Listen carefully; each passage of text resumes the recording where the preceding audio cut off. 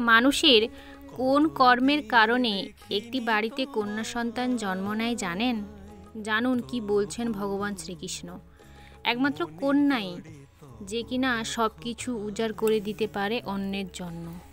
যখন কন্যা একজন স্ত্রী, তখন সে সব কিছু উজাড় করে দেয় স্বামীর জন্য।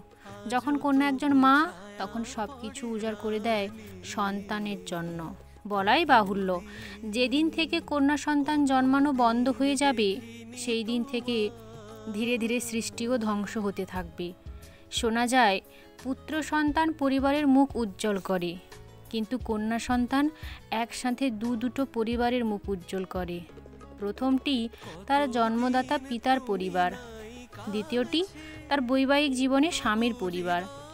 শাস্ত্রে উল্লেখ আছে, যখন ব্রহ্মাদেব নারী রচনা করেছিলেন, তখন তিনি নারীকে দেখে নিজেই অবাক হয়ে যান।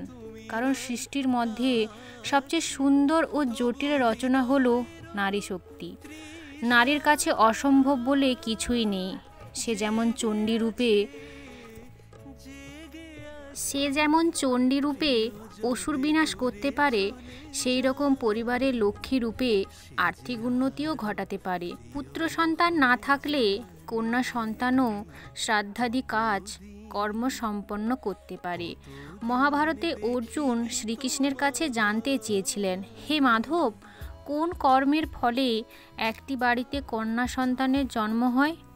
এই প্রশ্নের উত্তরে ভগবান শ্রীকৃষ্ণ জানিয়েছিলেন, হে পার্থ, আগের জন্মে কোনো মহান কাজ করলে তবেই সেই বাড়িতে কন্যা সন্তানের জন্ম হয়। অর্থাৎ পূর্বজন্মের কোনো মহান কাজের ফলে প্রচুর পুণ্য অর্জন করলে তবেই পরজন্মে সেই পিতামাতা একজন কন্যা সন্তানের জন্ম দেন। এর কারণও সুস্পষ্ট, প্রত্যেককে কন্যা সন্তানের ভার বহন করতে পারে না।